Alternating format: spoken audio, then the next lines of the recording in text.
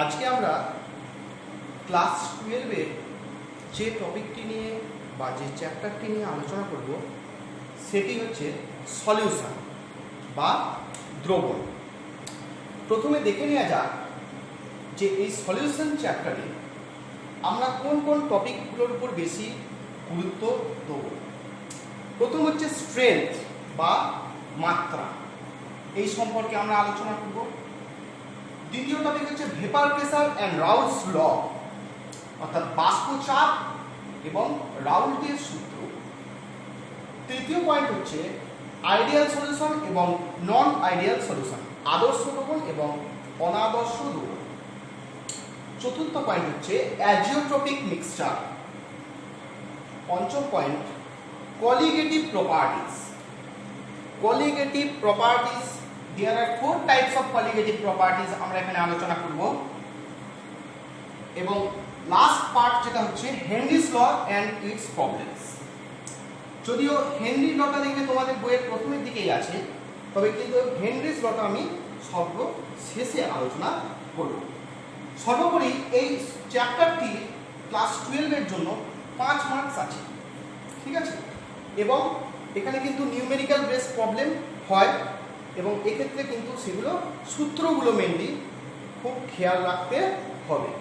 আজকে আমরা যেটা আলোচনা করব সেটা হচ্ছে ইন্ট্রোডাক্টরি পার্ট এবং মাত্রা, একটি দ্রবণের মাত্রা নির্ণয় সম্পর্কে। এবং এই 6টি টপিক পড়লে মোটামুটি সলিউশন চ্যাপ্টার সম্পর্কে আমাদের আইডিয়া আসবে।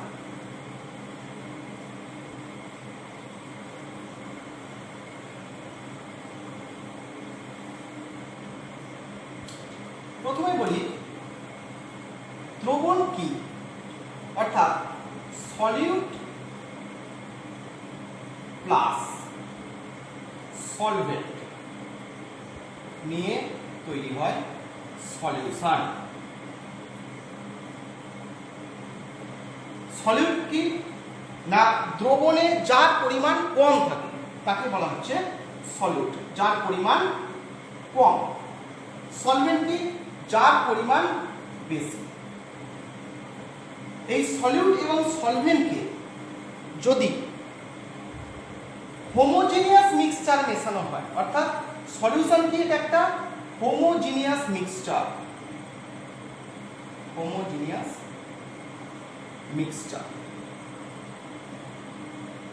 হোমোজেনিয়াস মিক্সচার মানে কি ইউনিফর্ম কনসেন্ট্রেশন, সব জায়গাতেই সব একটি তরলের বা একটি দ্রবণের অল পার্টসের ঘনত্ব কিন্তু সমান, অর্থাৎ ইউনিফর্ম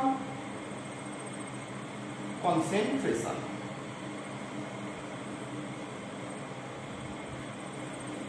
অর্থাৎ ধরা যাক একটি ক্লোজ সিস্টেমে যদি একটি সলিউশন থাকে, সলিউশনের প্রত্যেকটা পার্টে, এখানেই নেওয়া হোক, এখানেই নেওয়া হোক বা এখানেই নেওয়া হোক, প্রত্যেকটা পার্টের ইকুয়াল কনসেন্ট্রেশন হবে। এই ঘটনাটাকে বলা হচ্ছে ইউনিফর্ম কনসেন্ট্রেশন। এবং ইউনিফর্ম কনসেন্ট্রেশন হলে এই মিক্সচারটাকে আমরা কেমন বলবো না হোমোজিনিয়াস মিক্সচার। যদি হেটেরোজিনিয়াস মিক্সচার হয় সেক্ষেত্রে কি বলা হবে না, সেটা বলা হবে কলয়েড। অর্থাৎ প্রথমে হচ্ছে সলিউশন, এখানে কণার ব্যাস খুবই কম, এরপর আরেকটু যদি কণার ব্যাস বৃদ্ধি পায় তাহলে সেটি হবে কলয়েড। কি বলা হবে? কলয়েড। এবং কণার ব্যাস যদি আরো বৃদ্ধি পায় এবং সেটি দ্রবণের ইতস্তত ঘুরে বেড়াতে না পারে তখন কি হয়? প্রেসিপিটেট বা অদক্ষিণ। প্রেসিপিটেট বা অদক্ষিণ। তাহলে আমরা এগুলো কি দিয়ে আলোচনা করছি? কণার ব্যাস নিয়ে এবং কেমন টাইপের মিক্সচার। সলিউশনটা কি হচ্ছে আমার হোমোজিনিয়াস মিক্সচার, আর কলয়েডটা কি হচ্ছে আমার হেটেরোজিনিয়াস মিক্সচার। কলয়েড নিয়ে আমরা ক্লাস 12-এর শেষে আলোচনা করব, অর্থাৎ ফিজিক্যাল কেমিস্ট্রির যে 5th চ্যাপ্টার আছে সেখানে আমরা কলয়েডকে নিয়ে আলোচনা করব। তাহলে এখানে আমরা যেটা আলোচনা করছি সেটা হচ্ছে সলিউশন। তাহলে সলিউশনের ক্ষেত্রে আমি বারবার কি বলছি না, দ্রাবক এবং দ্রাবক হোমোজিনিয়াসলি মিক্সচার থাকবে, অর্থাৎ ইউনিফর্ম কনসেন্ট্রেশনে থাকবে। এবার টাইপস অফ সলিউশন আমরা জানি বিভিন্ন রকমের হতে পারে। এই যে দ্রাব্য এবং দ্রাবক, যে সবসময় আমরা সাধারণত কি বলি না, দ্রাবকটা কঠিন হবে, দ্রাবকটা কঠিন হবে এবং দ্রাবকটা তরল হবে, তেমন কিন্তু ব্যাপার নয়। Types of solution, types of solution, এটা কিসের উপর dependent? It depends on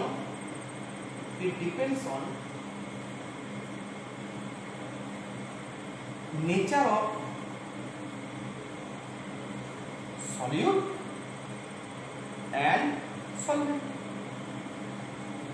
various টাইপসের আছে আমরা জানি, প্রায় 8-9 রকমের টাইপ আছে, ধরো এটাকে 9 বলা হলো। কেমন কেমন? ধরো দ্রাবটা হলো তরল, দ্রাব, এটা দ্রাব।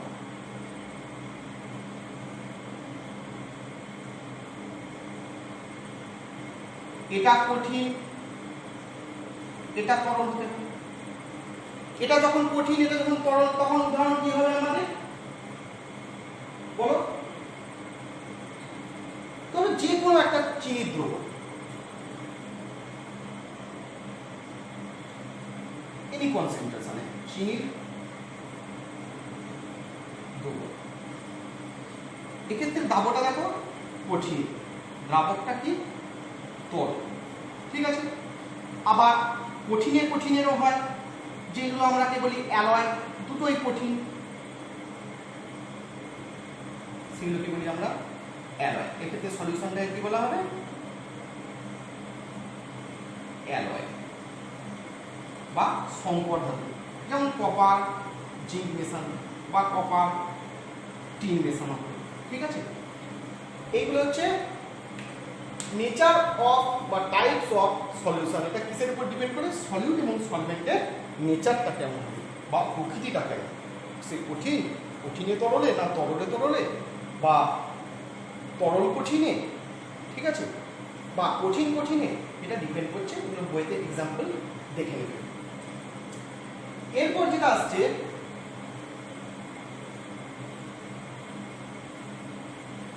কনসেন্ট্রেশনের ভিত্তিতে। কনসেন্ট্রেশনের ভিত্তিতে কি তোমরা জানো যে সম্পৃক্ত দ্রবণ,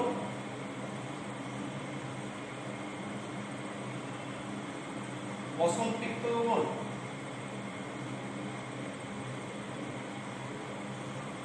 এবং অতিপৃক্ত দ্রবণ।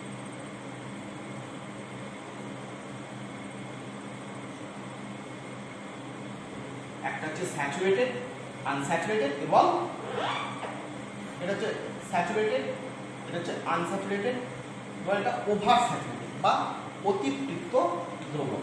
এগুলো সম্পর্কে আমাদের নিচুর ক্লাসে অর্থাৎ নবম দশমে এগুলো নিয়ে আমরা আলোচনা করেছি অলরেডি, তাই এখানে সেগুলো দেখলেই হয়ে যাবে। এরপর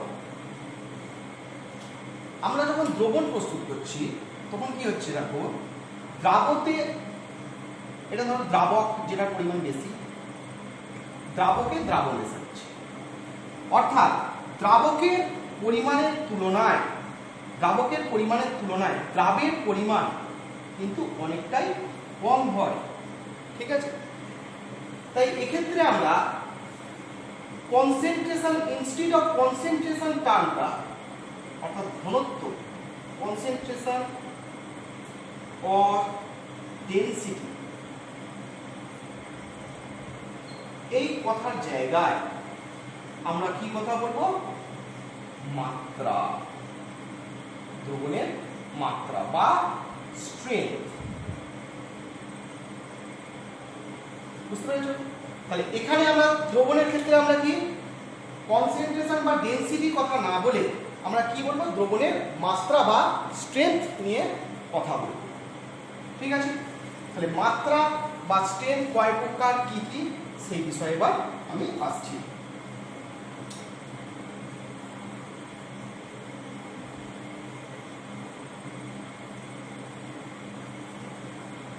এবার এসো দ্রবণের মাত্রা।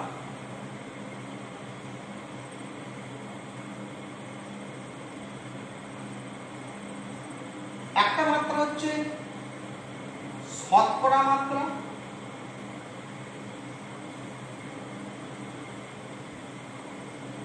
আর একটা মাত্রা হচ্ছে পরিমাণগত মাত্রা। একটা হচ্ছে শতকরা মাত্রা আর একটা হচ্ছে পরিমাণগত মাত্রা। শতকরা মাত্রাগুলো কেমন ভাবে প্রকাশ পাবে? W/W, ওজন ওজন, অথবা ওজন আয়তন, অথবা আয়তন আয়তন। এই 3 টাইপসে এগুলোকে আমরা এক্সপ্রেস করব। শতকরা মাত্রাগুলোকে আমরা 3 ভাগে ভাগ করব, ঠিক আছে? এবং পরিমাণগত মাত্রাগুলোকে আমরা কয় টাইপে করব? একটা হচ্ছে নরমালিটি, একটা হচ্ছে মোলারিটি, একটা হচ্ছে মোলালিটি। মোলালিটিটা কিন্তু এখানে আরো গুরুত্বপূর্ণ। মোলালিটি, ঠিক আছে? এছাড়াও কি আসছে? পাস, তার আগে আসছে মোল ফ্র্যাকশন। এটা আমরা হেনরিস লতে আরো ক্লিয়ার হবে। কখনো কখনো কোন মাত্রাটাকে আমাদের মোল ফ্র্যাকশন দিয়েও রিপ্রেজেন্ট করা হয়। মোল ফ্র্যাকশন বা মোল ভগ্নাংশ। আর একটা কি আসছে? Parts per million, PPM. এই প্রত্যেকটা সম্পর্কে আমাদের সঠিক ধারণা থাকতে হবে, ঠিক আছে? মেইনলি সলিউশন চ্যাপ্টারে আরো গুরুত্বপূর্ণ যেটা গুরুত্বপূর্ণ সেটা হচ্ছে এইটা, মোলালিটি। এই বিষয়ে আমরা বিশদভাবে আলোচনা করব, ঠিক আছে? তাহলে মাত্রাগুলোকে আমরা এক এক করে এবার আলোচনায় আসছি। শতকরা মাত্রা এবং পরিমাণগত মাত্রা। শতকরা মাত্রার মধ্যে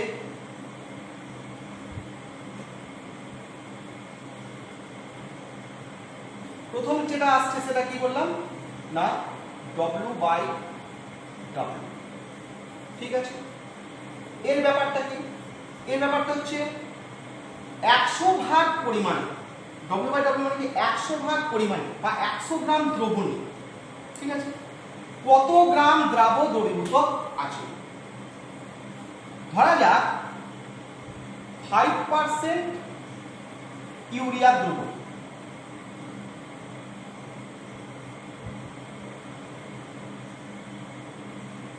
5% ইউরিয়া দ্রবণ। কেমন 5%? কেমন না? W/W, ঠিক আছে? তাহলে এখান থেকে আমি কি বলতে পারি না 100 গ্রাম দ্রবণে 5 গ্রাম ইউরিয়া দ্রবীভূত আছে। বেশ, দ্বিতীয়টা কি আসছে? W/V।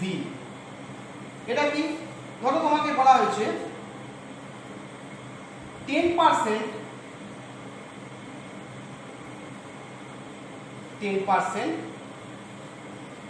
গ্লুকোজের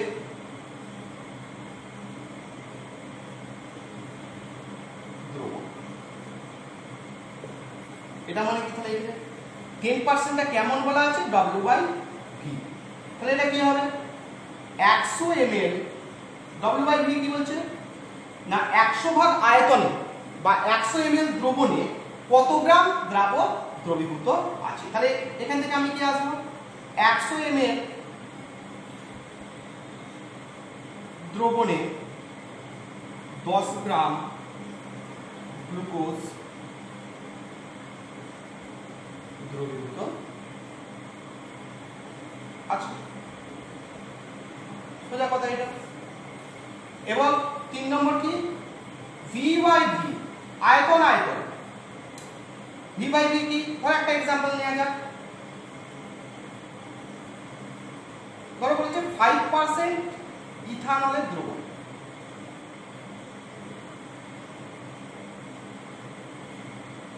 তাহলে এটা কি বলা হবে? 5% কেমন না V/V।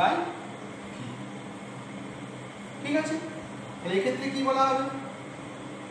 100 ml দ্রবণে 5 ml ইথানল দ্রবীভূত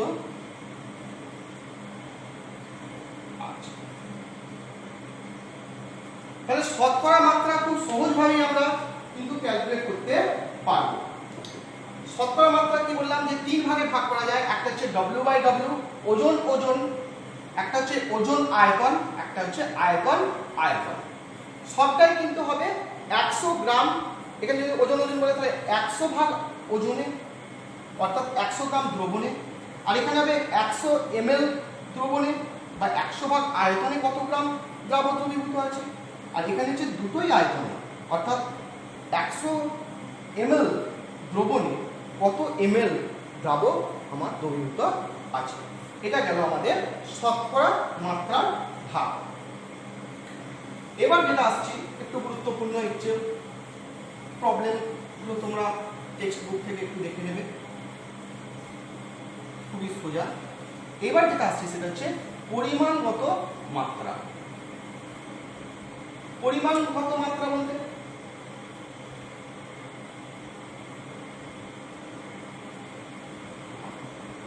প্রথমেই যে টার্মটা আছে সেটা হচ্ছে নরমালিটি। এটাকে কি দিয়ে সূচিত করা হয়? n। ঠিক আছে, নরমালিটি কি না 1000 ml or cc, 1000 ml বা 1000 cc দ্রবণে কত গ্রাম তুল্যাঙ্ক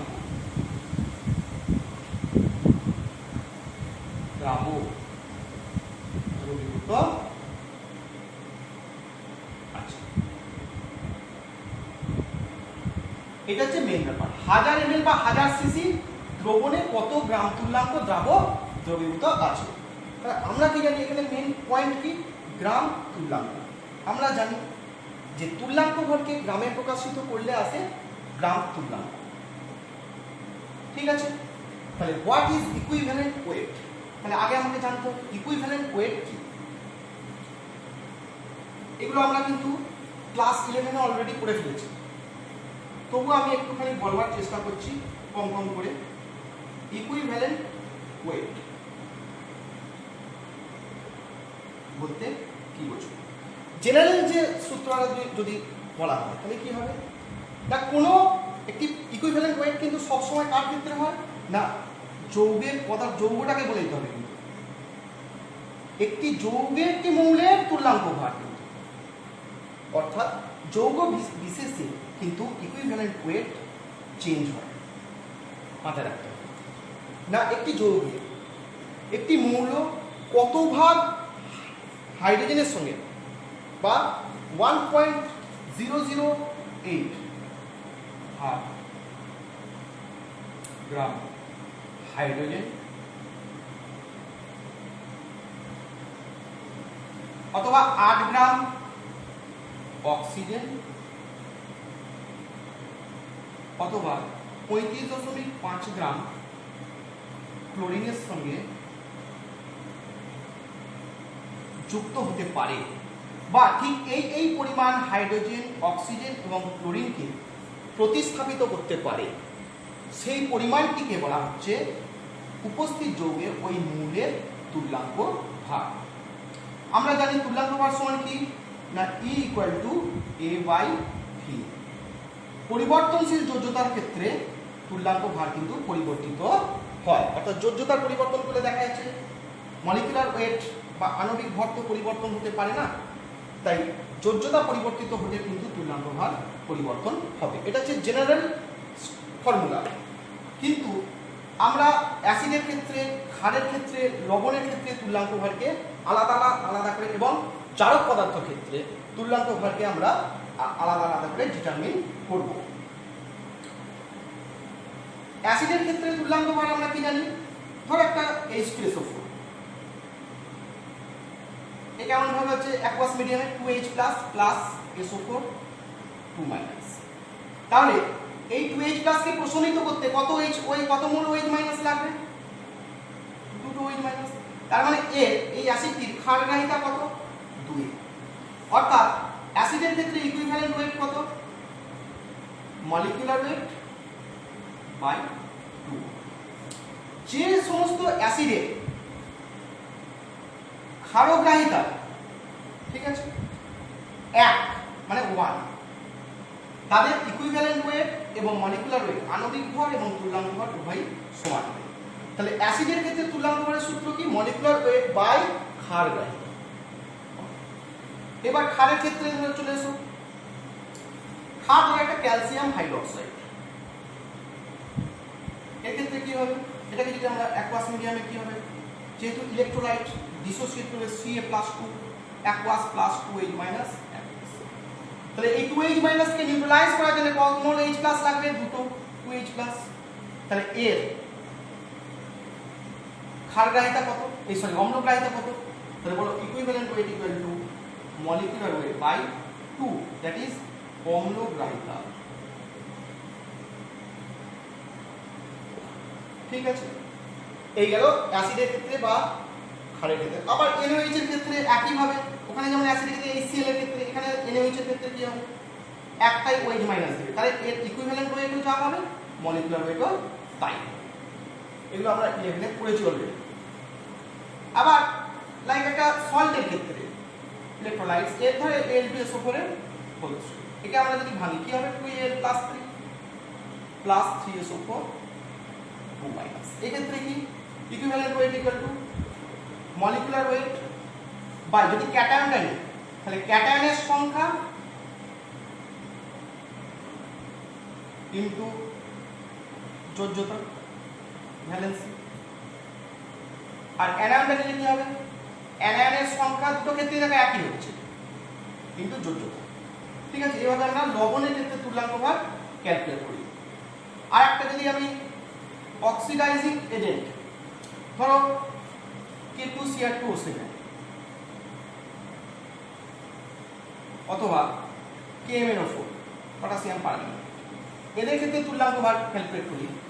এদের ক্ষেত্রে একটা জিনিস আসবে যেটা, সেটা হচ্ছে মিডিয়ামটা কোন আছে, মিডিয়ামটা কিসে আছে, অর্থাৎ অ্যাসিডিক মিডিয়াম না বেসিক মিডিয়াম না নিউট্রাল, এর উপর কিন্তু ইলেকট্রন গ্রহণ করা, কেন এরা তো অক্সিডাইজিং এজেন্ট। অক্সিডাইজিং এজেন্ট মানে কি? যারা ইলেকট্রন গ্রহণ করে। তাহলে গৃহীত ইলেকট্রনের তারতম্য হবে with respect to the nature of medium. ঠিক আছে, তাহলে যদি এর ক্ষেত্রে সূত্রটা কি হয় ইকুইভ্যালেন্ট ওয়েটের? ইকুইভ্যালেন্ট ওয়েট ইকুয়াল টু কি হচ্ছে? মলিকুলার ওয়েট বাই গৃহীত ইলেকট্রন। তাহলে আমি কি বললাম না, মিডিয়ামের তারতম্য অনুযায়ী অ্যাসিডিক হোক বেসিক হোক নিউট্রাল হোক, তারতম্য অনুযায়ী আমাদের কি হবে না, গৃহীত ইলেকট্রনের সংখ্যাটা তারতম্য হবে। তার ফলে ইকুইভ্যালেন্ট ওয়েট এবং মলিকুলার ওয়েটের কিন্তু পার্থক্য হবে।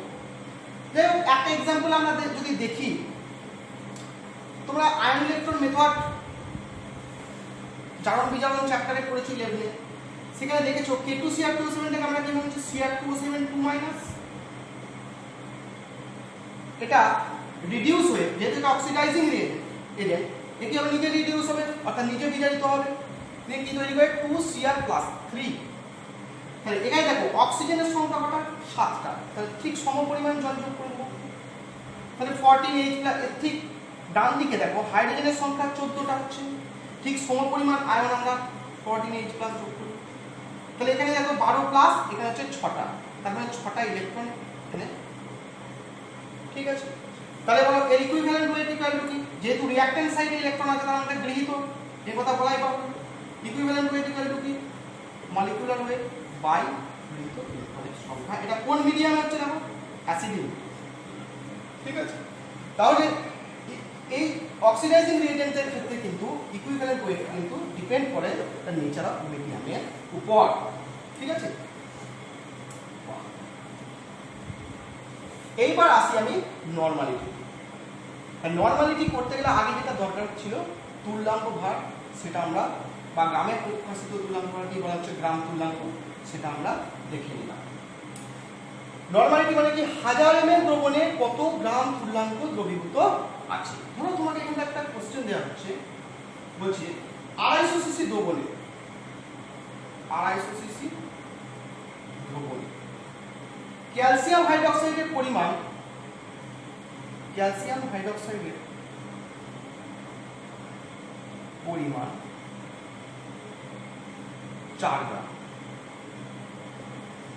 ঠিক আছে, তাহলে দ্রবণের নরমালিটি কত? দ্রবণের নরমালিটি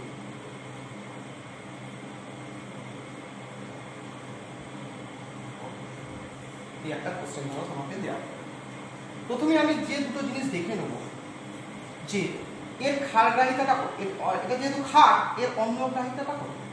তাহলে ক্যালসিয়াম হাইড্রোক্সাইডকে আমি যদি ভাঙি, তাহলে কি হচ্ছে বলো, Ca+2 প্লাস অ্যাকুয়াস 2H-, তাহলে এর ক্ষারগ্রাহিতা হচ্ছে, এর অম্লগ্রাহিতা হচ্ছে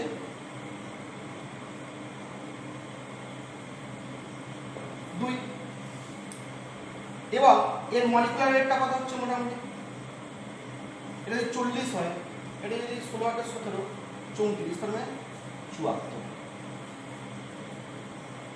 ঠিক আছে, তাহলে এর ইকুইভ্যালেন্ট ওয়েট কত হচ্ছে, মলিকুলার ওয়েট বাই অম্লগ্রাহিতা, 74 বাই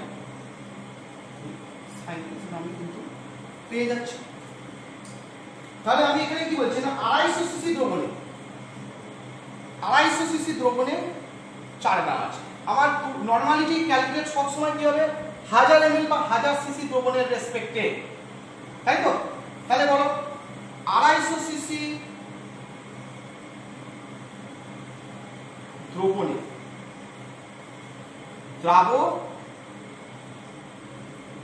দ্রাবের পরিমাণ 4 গ্রাম। যদি এটা 1000 সিসি হতো তাহলে কত হতো, 1000 সিসি দ্রাবের পরিমাণ কত, 4 বাই 250 ইন্টু 1000 গ্রাম, কত হচ্ছে না, 16 গ্রাম। ঠিক আছে, 1000 সিসি দ্রবণে দ্রাবের পরিমাণটা কত হচ্ছে, 16 গ্রাম। ঠিক আছে, তুল্যাঙ্ক এই নরমালিটি মানে কি, নরমালিটি মানে এখানে এটা হচ্ছে আমাদের, থাক এখানটা করছি,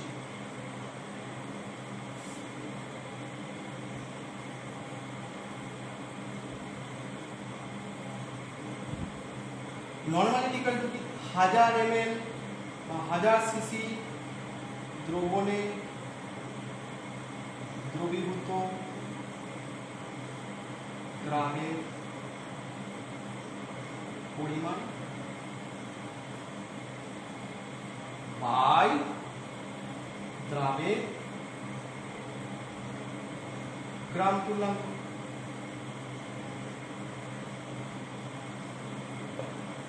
ঠিক আছে, তাহলে 1000 ml কত দ্রবীভূত হচ্ছে, 16 গ্রাম।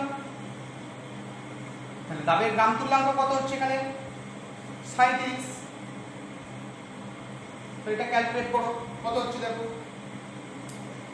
এটা নিয়ার ইকুয়াল টু কত হবে, 0.4 সামথিং।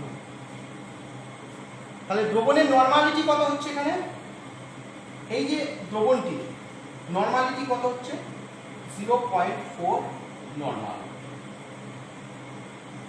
যেহেতু এখানে স্ট্রেংথকে আমি নরমালিটি দিয়ে প্রকাশ করছি, তাই এখানে কখনোই আমরা ব্র্যাকেটটা না ইউজ করাই ভালো। যেহেতু আমি স্ট্রেংথ, এটা ধরো অ্যাকচুয়ালি এককের ইউনিটের মতো, যেহেতু আমি স্ট্রেংথকে এখানে নরমালিটি দিয়ে প্রকাশ করছি, তাই এখানে নরমালিটি, মোলারিটি বা মোলারিটিতে কখনো ব্র্যাকেট ব্যবহার করবেন না। ঠিক আছে, এই হচ্ছে নরমালিটি। তাহলে নরমালিটি মেন কি না, 1000 সিসি দ্রবণে দ্রবীভূত দ্রাবের পরিমাণ বাই দ্রাবের গ্রাম তুল্যাঙ্ক। ঠিক আছে,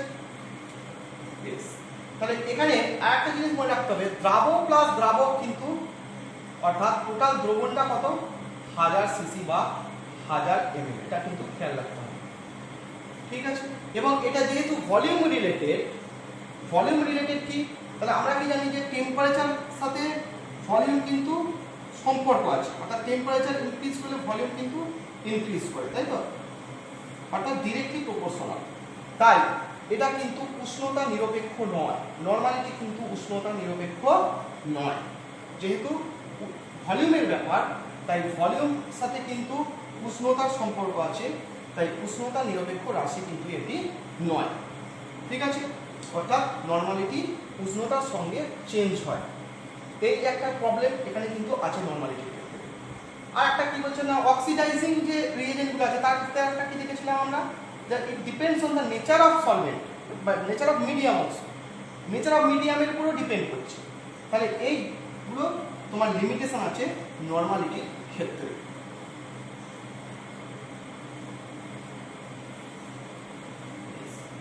এরপর যেটা আসছে আমার মোলারিটি, এটাও কিন্তু একটা পরিমাণগত মাত্রা। মোলারিটি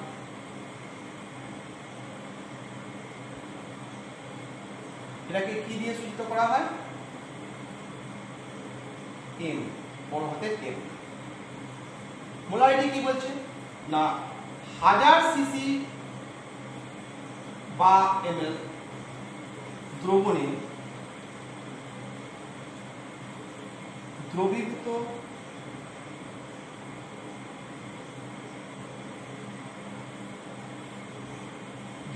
দ্রাবের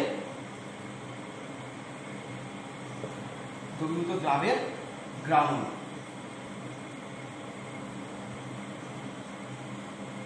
মানে 1000 সিসি দ্রবণে কত মোল দ্রাবক? আমরা জানি যে 1 গ্রাম অণু ইজ ইকুইভ্যালেন্ট টু 1 মোল। কত মোল দ্রাবক আমার দ্রবীভূত আছে, তাই তো? মোল কিভাবে নির্ণয় করা হয়? আমার n equal to total weight by molecular weight, total weight by molecular weight. ঠিক আছে, তাহলে কত মোল দ্রাবক আমার দ্রবীভূত আছে, এইটার উপর ডিপেন্ড করে আমাদের মোলারিটি। তোমাকে একটা কোশ্চেন দিয়েছে, ধরো 250 সিসি দ্রবণে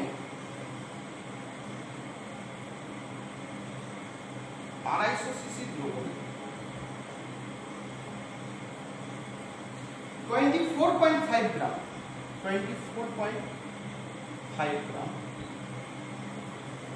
H2SO4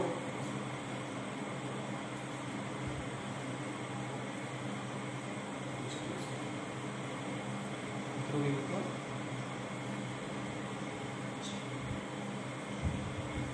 ঠিক আছে, তাহলে দ্রবণে মোলারিটি কত?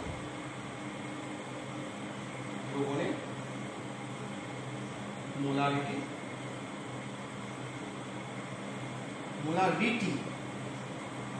কত? এই একটা ধরো কোশ্চেন আমাকে দিয়েছে। বারবার আমি বলছি, এখানেও সেই একই ব্যাপার, দ্রাবক প্লাস দ্রাবক, অর্থাৎ দ্রবণের টোটাল আয়তন কত? এখানে 1000 ml। তাহলে 250টাকে আমায় কোথায় নিয়ে যেতে হবে? 250 সিসিতে যদি এত থাকে, ঠিক আছে, তাহলে 1000 ml আমার কত গ্রাম? ঠিক আছে, আমরা কি জানি না, H2SO4 এর মলিকিউলার ওয়েট কত? 98। এগুলো আমাদের মুখস্থ রাখতে হবে সবসময়, 98। ঠিক আছে, তাহলে প্রথমে আমি বার করে নিই আগে 250 সিসি দ্রবণে, এটা যদি আমি দ্রাবক ধরি, দ্রবীভূত দ্রাবের গ্রামণু, দ্রবীভূত দ্রাবের পরিমাণ ধরো, প্রথমে পরিমাণ কত বলছে? 24.5 গ্রাম। তাহলে 1000 সিসি দ্রবণে দ্রবীভূত দ্রাবের পরিমাণ কত হবে? 24.5 বাই এখানে হচ্ছে 250 ইন্টু 1000 গ্রাম। ঠিক আছে,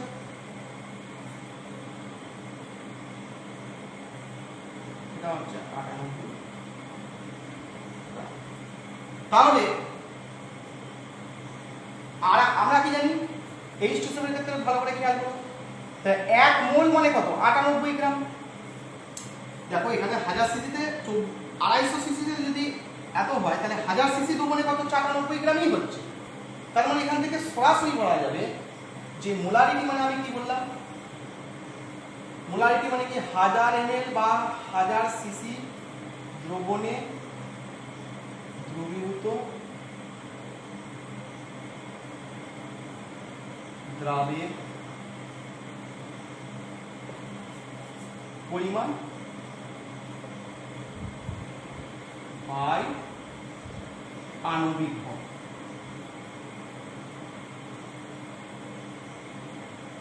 ঠিক আছে, কারণ এই অ্যাকচুয়ালি দ্রাবের পরিমাণ আর আণবিক ভর, দ্রাবের পরিমাণ বাই আণবিক ভর, এটাই তো মোল, এটাই তো গ্রাম মোল। তাহলে হিসাব মতন এখানে দেখো 1000 সিসি দ্রবণে দ্রবীভূত দ্রাবের পরিমাণ কত আছে 98, আণবিক ভর H2SO কত 98, এটা হচ্ছে 1। তাহলে দ্রবণের এক্ষেত্রে দ্রবণের মোলারিটি কত 1 মোলার, অর্থাৎ 1000 সিসি দ্রবণের 1 মোলার হতে গেলে 98 গ্রাম দ্রবীভূত হওয়া উচিত। সেখানে এই অঙ্কটি থেকে কি দেখা যাচ্ছে যে 250 সিসি দ্রবণে যদি এত হয় তাহলে 1000 সিসি তো তাহলে 98 গ্রাম হচ্ছে। তাই 1000 সিসি দ্রবণে দ্রবীভূত দ্রাবের পরিমাণও যা এবং আণবিক ভরও তাই, তাহলে এটা কাটাকুটি করলে 1 হচ্ছে। তাহলে দ্রবণের মোলার রীতি কত হচ্ছে 1। এক্ষেত্রেও তুমি দেখতে পাচ্ছ যে এখানেও 1000 সিসি দ্রবণের কথা বলা হচ্ছে, তাই তো? তাহলে কি হচ্ছে সলিউশনের ক্ষেত্রে আমরা দেখছি আয়তনের কথা যখন বলা হচ্ছে তাহলে volume is directly proportional with temperature. এটাও কিন্তু উষ্ণতা নিরপেক্ষ নয়, উষ্ণতার সঙ্গে পরিবর্তিত হয়। এটা হচ্ছে ড্রব্যাক অফ মোলারিটি, উষ্ণতার সঙ্গে কিন্তু পরিবর্তিত হচ্ছে।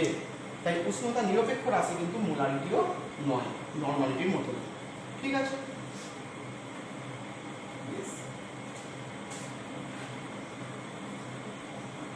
3 নম্বর পয়েন্ট আমাদের কাছে একটু বেশি গুরুত্বপূর্ণ, কেননা অঙ্কগুলো কোয়ালিটেটিভ প্রপার্টির যে অঙ্কগুলো আমরা করব সেগুলো বেশিরভাগই হচ্ছে আমাদের মোলারিটি এবং, ঠিক আছে?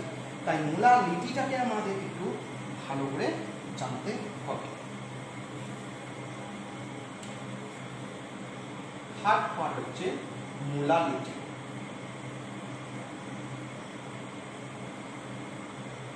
এটাকে কি দিয়ে এক্সপ্রেস করা হয় স্মল m।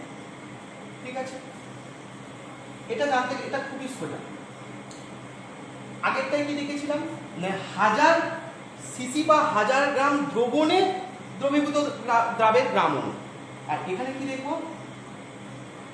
1000 গ্রাম দ্রাবকে, দ্রাবকটা একাই 1000 গ্রাম, 1000 গ্রাম দ্রাবকে দ্রবীভূত,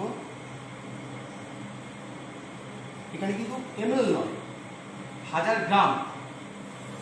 এটা জলের ক্ষেত্রে হয়তো একই হতে পারে, কিন্তু সমস্ত রকমের দ্রাবকের ক্ষেত্রে কিন্তু আমাদের এক হবে না।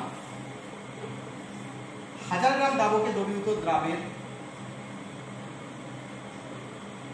গ্রাম অনু। ঠিক আছে, এইটাকে আমাকে বার করতে হবে। অর্থাৎ আমরা দ্রাবকটাকে একবার শনাক্ত করব, আগে কোনটা দ্রাবক, যখন প্রবলেমগুলো দেওয়া হবে আগে দ্রাবকটাকে শনাক্ত করে নেব, যেটা বেশি পরিমাণ থাকবে সেটা দ্রাবক, আর দ্রাবকটাকে শনাক্ত আমরা দ্রাবকটাকে 1 ধরে ধরবো এবং এটাকে সর্বদা 2 ধরবো। ঠিক আছে, আগে কি বলছে এখানে দ্রাবকের পরিমাণ, তাহলে দ্রাবকের পরিমাণটা যদি W1 গ্রাম হয় এবং দ্রাবের পরিমাণটা যদি দ্রাবের পরিমাণ যদি W2 গ্রাম হয়, ঠিক আছে, এখানে তো দ্রাবকের গ্রাম অনুর কথা বলেনি, বলেছে দ্রাবের কত গ্রাম, দ্রাবের গ্রাম অনু, অর্থাৎ তাহলে দ্রাবকের আণবিক ভরের সাথে এখানে আমার অপ্রয়োজনীয়, না জানলেও আমার কোনো অসুবিধা হবে না, কিন্তু দ্রাবের আণবিক ভরটা আমাকে এখানে জানতে হবে। দ্রাবের আণবিক ভর যদি M2 হয় তাহলে মোল সংখ্যা কত হচ্ছে বা গ্রাম অণু কত হচ্ছে মোল গ্রাম অণু যেখানে একটা বলতে পারো কত হচ্ছে বলো টোটাল ওয়েট বাই আণবিক W2/m। ঠিক আছে, তাহলে হিসাব মতন কি পরিষ্কার হয়ে যাচ্ছে না W1 গ্রাম দ্রাবকে একা দ্রাবকে W1 গ্রাম দ্রাবকে খেয়াল করো দ্রবীভূত দ্রাবের গ্রাম অণু কত হচ্ছে W2/m2। তাহলে 1000 গ্রাম দ্রাবকে দ্রবীভূত দ্রাবের গ্রাম অণুটা কত সেটাই হবে ওর মোলালিটি। অর্থাৎ মোলালিটির সংজ্ঞা অনুযায়ী কি হচ্ছে বলো W1 গ্রাম দ্রাবকে দ্রবীভূত দ্রাবের গ্রাম অণু কত W2/m। তাহলে 1000 গ্রাম দ্রাবকে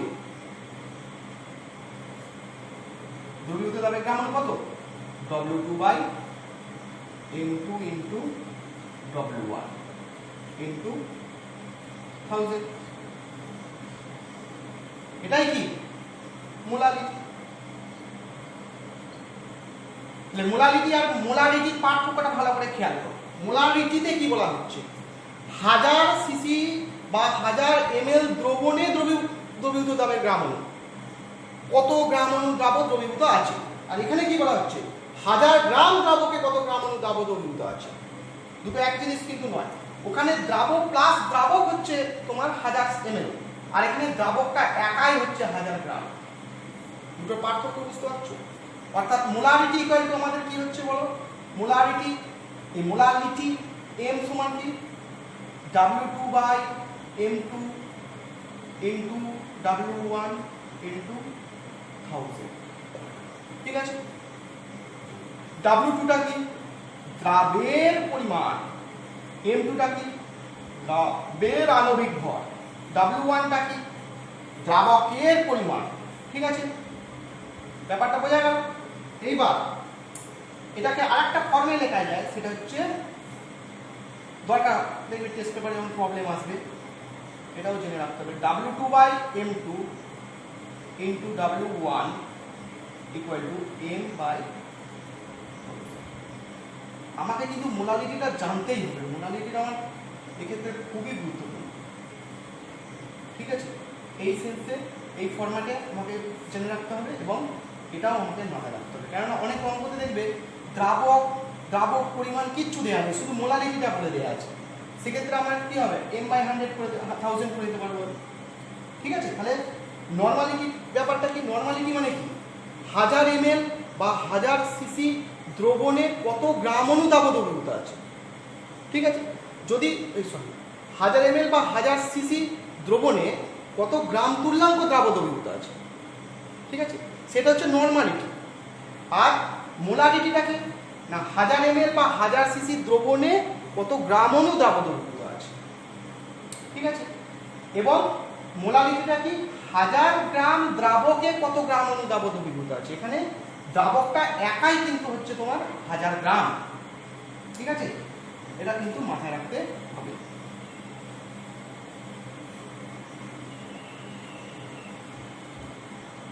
আচ্ছা, তাহলে নর্মালিটির ক্ষেত্রে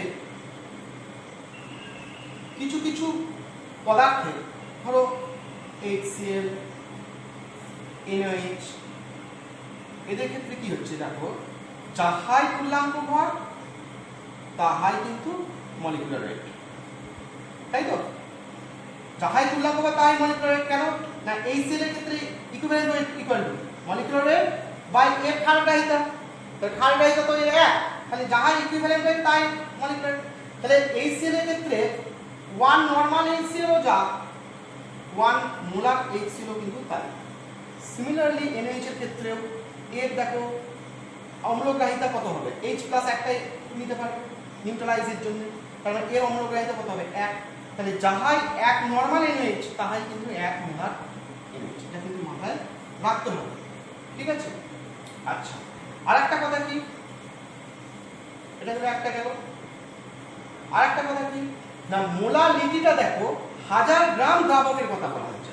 মোলারিটি দেখি এখানে কিন্তু ভলিউমের প্রশ্ন নেই, এখানে 1000 গ্রাম দ্রাবকে কত গ্রাম অনুদ্রাব দ্রবীভূত আছে, তাই এটা কিন্তু টেম্পারেচার ইন্ডিপেন্ডেন্ট। টেম্পারেচার ঠিক আছে, টেম্পারেচার ডিপেন্ডেন্ট নয়। তাই আমরা কিন্তু কোলিগেটিভ প্রপার্টিতে যখন টেম্পারেচার চেঞ্জের সঙ্গে যে প্রশ্নটা আসবে, কোলিগেটিভ প্রপার্টিতে যত রকমের এক্সপেরিমেন্ট আছে, সেটা maybe relative warming of vapour pressure হোক, maybe depression of freezing point হোক বা এলিভেশন অফ বয়লিং পয়েন্ট হোক, সব ক্ষেত্রেই কিন্তু দেখবে মোলারিটিটা এককে কনসেন্ট্রেশনটাকে প্রকাশ করা বা মাত্রাটাকে প্রকাশ করা আমাদের বেশি সুবিধাজনক, যেহেতু এটা টেম্পারেচার ইন্ডিপেন্ডেন্ট রাশি। ঠিক আছে, এইবার যেটা সম্পর্ক একটা আছে নর্মালিটি আর মোলারিটির সঙ্গে, সবসময় মনে রাখবে normality equal to n into molarity, ঠিক আছে, এটা কিন্তু মাথায় রাখবে। কিন্তু এর মানে এই নয় যে তোমাকে আবার এখান থেকে আরেকটা প্রবলেম হয়, এটা একটু বলে রাখি। তোমাকে ধরো জিজ্ঞেস করেছে n/2 H2SO4 আর m/2 H2SO4 এর মধ্যে কার মাত্রাটা, কোন মাত্রাটা বেশি, কোনটি মাত্রা বেশি। ঠিক আছে, H2SO4 মানে H2SO4 এর ভালো করে দেন, H2SO4 এর মলিকিউলার ওয়েট হচ্ছে 98, ইকুইভ্যালেন্ট ওয়েট হচ্ছে 49। এটুকু পার্থক্য জানা দরকার। তাহলে নরমালিটির প্রশ্নে তখন কি দেখবো, নরমালিটি মানে কি, 1000 সিসিতে বা 1000 সিসি দ্রবণে কত গ্রাম তুল্যাঙ্ক দ্রাবক দ্রবীভূত আছে। ঠিক আছে, তাহলে 1000 সিসি 1 নরমাল মানে 1000 সিসি 1 নরমাল মানে হচ্ছে 98 গ্রাম। ঠিক আছে, তাহলে n/2 মানে কত, 1000 সিসি 1 নরমালের ক্ষেত্রে সব সময় পরিমাণটা কত হবে, 1000 সিসি 1 নরমাল মানে কত হচ্ছে, ইকুইভ্যালেন্ট ওয়েট 49 গ্রাম। তাহলে 1000 সিসি 1 নরমাল H2SO4 মানে কত, 49 গ্রাম। ঠিক আছে, কিন্তু 1000 সিসি 1 মোলার H2SO4 মানে কত,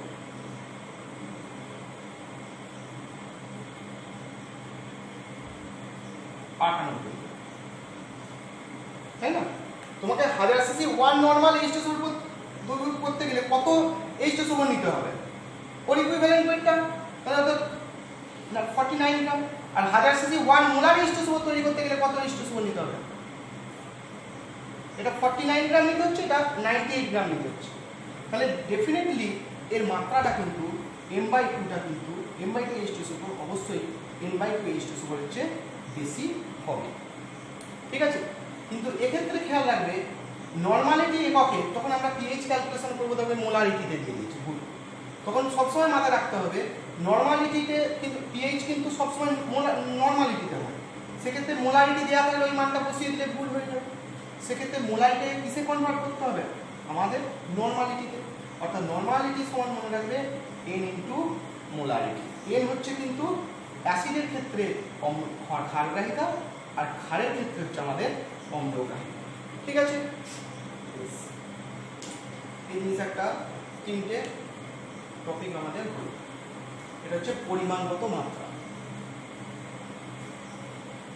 এরপর যেটা আসছে সেটা হচ্ছে মোল ফ্র্যাকশন বা অংশ চাপ।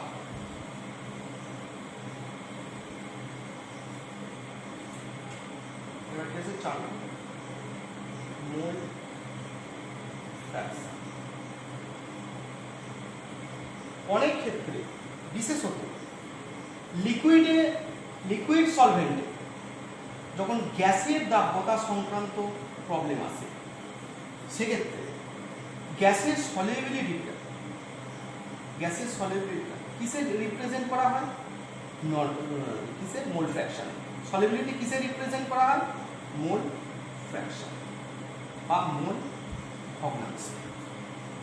তাই মোল ভগ্নাংশটা আমাদের কিন্তু এক্ষেত্রে জানতে হবে, মোল ভগ্নাংশও জানতে হবে এবং এর রিলেটেড যে ডাল্টনস ল যেটা ছিল সেটাও আমাদের একটুখানি জানবো। বেশ, মোল ভগ্নাংশ কি? বারবার আমি বলছি, মোল ভগ্নাংশ কখন আসবে? যখন একটা সলিউশনের প্রসঙ্গ আসে, অর্থাৎ সেটা মেবি বাইনারি মিক্সচার বা গ্রেটার দেন 2 or 3 কম্পোনেন্ট, অর্থাৎ একটা কম্পোনেন্টের ক্ষেত্রে কখনো মোল ফ্র্যাকশন আসে না। বাইনারি মিক্সচারের ক্ষেত্রে বা মোর দেন 3 কম্পোনেন্টসের ক্ষেত্রে বা মোর দেন 2 কম্পোনেন্টসের ক্ষেত্রে আমাদের মোল ফ্র্যাকশন কথাটা আসে। ঠিক আছে, আমি একটা ধরো বাইনারি মিক্সচারের কথা বলছি। বাইনারি মিক্সচার মানে কি? দুটো কম্পোনেন্ট আছে, একটা দ্রাবক আর একটা হচ্ছে দ্রাবক, অর্থাৎ সলিউশনের কথা আসছে। একটা হচ্ছে দ্রাবক আর একটা হচ্ছে দ্রাবক। বোঝা গেল? এটা হচ্ছে সলিউশন, কিন্তু একটা হচ্ছে বাইনারি মিক্সচার। ঠিক আছে, যদিও বাইনারি মিক্সচারে কিন্তু বোথ সলিউট এবং সলভেন্ট উভয় কিন্তু লিকুইড স্টেটে থাকে। ঠিক আছে, তবু আমি এখানে ধরে নিচ্ছি যেহেতু দ্রাবক এবং দ্রাবক দুটো আলাদা আলাদা কম্পোনেন্ট আছে, সেক্ষেত্রে আমরা এটাকে মোল ফ্র্যাকশনটা কিভাবে ক্যালকুলেট করবো সেটা আমাদের দেখব। আগে আমাকে ধরো একটা কম্পোনেন্টের জন্য ধরছি এটা দ্রাবক, এইমাত্র কি বললাম না, দ্রাবকের পরিমাণ, দ্রাবকের যেহেতু সলিউশন করাচ্ছি তাই আমরা দ্রাবক হিসাবে ধরবো এটা। আর গ্যাস পড়ালে আমরা কম্পোনেন্ট অনুযায়ী ধরতাম যে দ্রাবকের পরিমাণ কত, সবসময় এটাকে 1 আকারে রিপ্রেজেন্ট করবো, W1। ঠিক আছে, দ্রাবকের আণবিক ভর, এখানে কিন্তু আমার দ্রাবকের আণবিক ভরটাও কিন্তু লাগবে, এটা কথা M1। তাহলে দ্রাবকের মোল সংখ্যা কি হবে? মোল সংখ্যা সমান N1 সমান কি হবে বলো? W1 বাই মোল ভর বাই আণবিক ভর। দ্রাবের ক্ষেত্রে সিমিলারলি একই হবে। দ্রাবের পরিমাণ, দ্রাবের পরিমাণ কত ধরো? W1 W2 গ্রাম, এটাকে 2 দিয়ে রিপ্রেজেন্ট করবো সবসময়। দ্রাবের আণবিক ভর M2 গ্রাম পার মোল হয়, আণবিক ভর সবসময় একক। দ্রাবের মোল সংখ্যা কি হবে বলো? N2 মোল ভর বাই আণবিক। ঠিক আছে, তাহলে এখানে দ্রবণে মোট মোল সংখ্যা কত হচ্ছে? মোট মোল সংখ্যা কত হচ্ছে বলো? N1 plus N2। তাহলে কত হলো? দ্রাবকের মোল ভগ্নাংশ কত হচ্ছে? মোল ভগ্নাংশ কত হচ্ছে? x1 ইকুয়াল টু কত? দ্রাবকের মোল সংখ্যা বাই মোট মোল সংখ্যা। ঠিক আছে, দ্রাবের মোল ভগ্নাংশ আমি যদি x2 ধরি তাহলে কি হবে? N2 দ্রাবের মোল সংখ্যা বাই মোট মোল সংখ্যা। ঠিক আছে, এবং এখানে একটা অবশ্যই খেয়াল রাখতে, মোট মোল ভগ্নাংশকে যদি আমি যোগ করি সর্বদা কত হবে? 1, অর্থাৎ x1 প্লাস x2 কত হবে? Always 1। But N1 plus N2 সবসময় যে এক হবে তার কোনো মানে, কাকতালীয়ভাবে এক মোলের ক্ষেত্রে অবশ্যই এক হবে দ্রাবক প্লাস দ্রাবক। যদি দ্রবণের টোটাল মোল যদি 1 হয় তাহলে দ্রাবক প্লাস দ্রাবক N1 প্লাস N2 1 হতেই পারে, কিন্তু এটা সে কাকতালীয় হবে না। কিন্তু সর্বদাই যে N1 প্লাস N2 এক হবে এমন কোনো কনসেপ্ট নেই, কিন্তু x1 প্লাস x2 সর্বদাই এক হবে, কারণ মোট মোল সংখ্যা সবসময় মোট ভগ্নাংশ অলওয়েজ তোমার 1 হবে। প্রুফ করলে দেখো এটা 1। তাহলে এইভাবে আমরা মোল ভগ্নাংশ রিলেট করি। এটা আমরা মোল ভগ্নাংশ বারবার করছি, কখন লাগবে না হেনরিজ লর ক্ষেত্রে কিন্তু আমার কাজে লাগবে। ঠিক আছে, আর একটা জিনিস খেয়াল রাখতে হবে মোল ভগ্নাংশের সঙ্গে সঙ্গে, যেটা হচ্ছে ডাল্টনস ল। এখানে আমরা রাউলস ল যখন পড়বো তখন আমরা কিন্তু ডাল্টনস লটা লাগবে, তাই এখানে ডাল্টনস লটা আমি আরেকবার একটু বলে দিচ্ছি।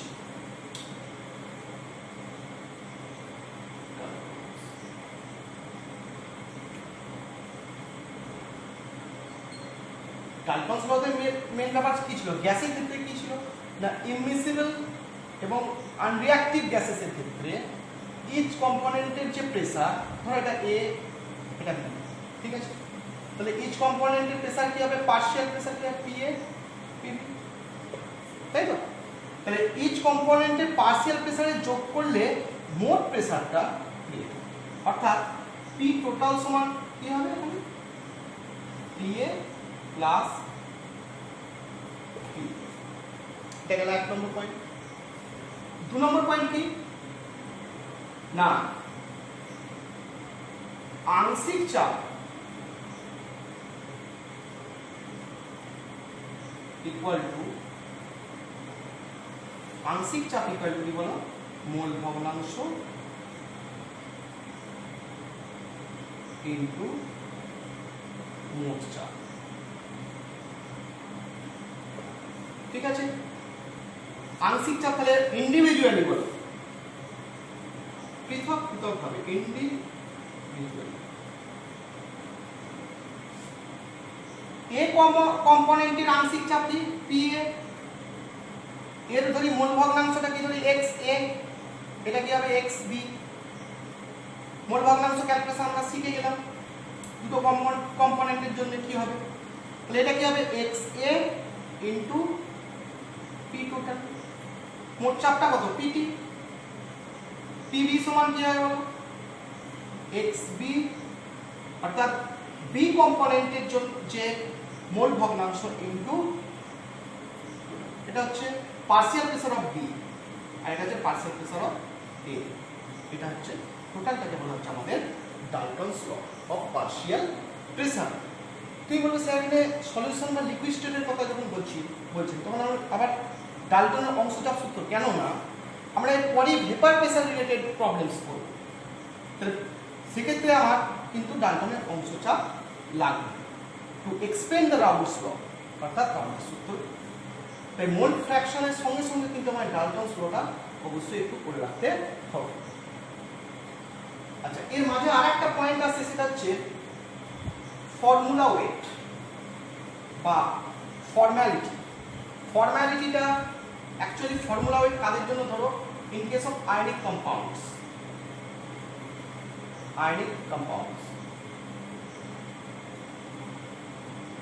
Like KCl, NaCl। Ionic compound পড়ার সময় যেটা আমি বলেছিলাম যে এদের ইন্ডিভিজুয়ালি একটা ইন্ডিভিজুয়ালি একটা NaCl মলিকিউলের কোনো এক্সিস্টেন্স নেই। এরা কেমন ভাবে থাকে না, একটা ইউনিট সেল কি আকারে থাকে না, ল্যাটিসের আকারে। ল্যাটিস মানে লাইক জয়েন্ট ফ্যামিলি, ল্যাটিস মানে এটা কি জয়েন্ট ফ্যামিলি আকারে, ঠিক আছে? আমরা এখানে কোঅর্ডিনেশন নাম্বার কনসেপ্ট পড়েছি, dependent on radius ratio rule. দেখবে কোঅর্ডিনেশন নাম্বার কারো 4, কারো 6, কারো 8। এর মানে কি? এর মানে হচ্ছে একটি ক্যাটায়নকে কেন্দ্র করে অ্যানায়নগুলো আছে, তাই তো? সিমিলারলি ওই ল্যাটিসে অ্যানায়নটাকে কেন্দ্র করেও ক্যাটায়ন আছে। অর্থাৎ আমি যদি একটা অনুপাত নিই তাহলে কিন্তু আমি KCl বা NaCl পাবো, কিন্তু এই কম্পাউন্ডে একটা Na+Cl- হিসাবে কোনো অস্তিত্ব নেই। কেন? এরা ল্যাটিসের আকারে থাকে, তাই না? যেমন জয়েন্ট ফ্যামিলিতে একটা পরিবার বলে কিছু নেই, সবাই মিলে একটা পরিবার, তেমন এখানে অনেক কটা NaCl নিয়ে একটা পরিবার। তাই এই ধরনের যৌগের ক্ষেত্রে আমরা অণুর কনসেপ্ট পাই না, একটা সিঙ্গেল আলাদা ইন্ডিভিজুয়াল অণুর কনসেপ্ট আমরা পাই না। তাই এক্ষেত্রে আমরা কি বলি? ফর্মাল ওয়েটের কনসেপ্ট পাই, ফর্মাল ওয়েট বা সাংকেতিক ভর। একই জিনিস, শুধু আণবিক ভরের জায়গায় আমরা কি কথাটা বলবো? শুধু সাংকেতিক ভর। এই শুধু পার্থক্য, আর কোনো পার্থক্য নেই। আরেকটি জিনিস আছে, সেটা হচ্ছে parts per million, ppm।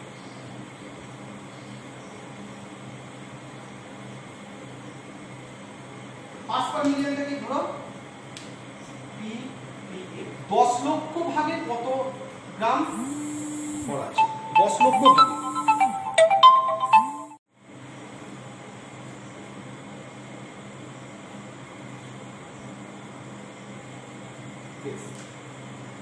ppm মানে কি, পার্টস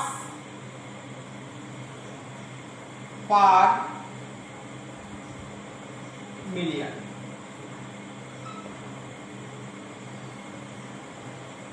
এই ppm এককটা কখন প্রযোজ্য না, যখন দ্রবণে দ্রাবের পরিমাণটা খুব কম থাকে। এটা কখন প্রযোজ্য ব্যবহৃত হয়, যখন দ্রবণে দ্রাবের পরিমাণ খুব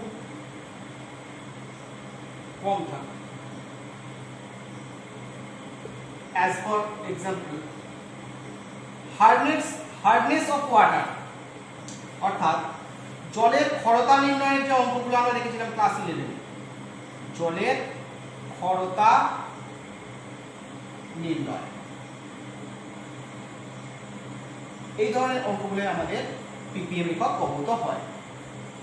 ধরি দ্রবণের ভর যদি W হয় তাহলে, এবং দ্রাবক যদি W1 এবং দ্রাবক যদি W2 হয়, ঠিক আছে, তাহলে এটা হচ্ছে দ্রবণের পরিমাণ, আর এটা হচ্ছে দ্রাবের পরিমাণ, দ্রাবের পরিমাণ, ঠিক আছে। তাহলে এখানে কি বলা হচ্ছে, W গ্রাম দ্রবণে দ্রবীভূত দ্রাবের পরিমাণ কত, W2। তাহলে বলো W গ্রাম দ্রবণে দ্রবীভূত দ্রাবের পরিমাণ কত, W2 গ্রাম, ঠিক আছে। তাহলে 10 লক্ষ ভাগে, বারবার বলছি পার্টস পার মিলিয়ন, 10 লক্ষ ভাগ এই গ্রাম দ্রবণে দ্রবীভূত দ্রাবের পরিমাণ কি হবে, W2 by W into 10 to the power 6। তাহলে দ্রবণে দ্রাবের পরিমাণ বাই দ্রবণের পরিমাণ ইন্টু 10 টু দি পাওয়ার 6, এটা হচ্ছে পার্টস পার মিলিয়ন। প্রথমেই বললাম যে এটা কখন কাজে লাগে না, যখন একটি দ্রবণে দ্রাবের পরিমাণ খুব কম থাকে। তাহলে আজকে আমরা আমাদের যে 6টি দ্রবণকে যদি আমি 6টি ভাগে ভাগ করি, তাহলে first part, that is introductory part and strength, এই পার্টগুলো নিয়ে আমরা আলোচনা করলাম। তাহলে এই আলোচনাতে কি দেখতে পেলাম, যে দ্রবণের মাত্রা দু প্রকার, একটা হচ্ছে শতকরা মাত্রা, একটা হচ্ছে পরিমাণগত মাত্রা। শতকরা মাত্রা কি দেখতে পাচ্ছি, W/W, W/V এবং V/V। আর পরিমাণগত মাত্রায় নরমালিটি, মোলারিটি, মোলালিটি, মোল ফ্র্যাকশন, তার সাথে ডালটনস ল এবং ppm, ঠিক আছে। আজ এইটুকুই থাক, পরের দিন আমরা vapour pressure and Raoult's law নিয়ে আলোচনা করব। That is second part of solution, vapour pressure and Raoult's law.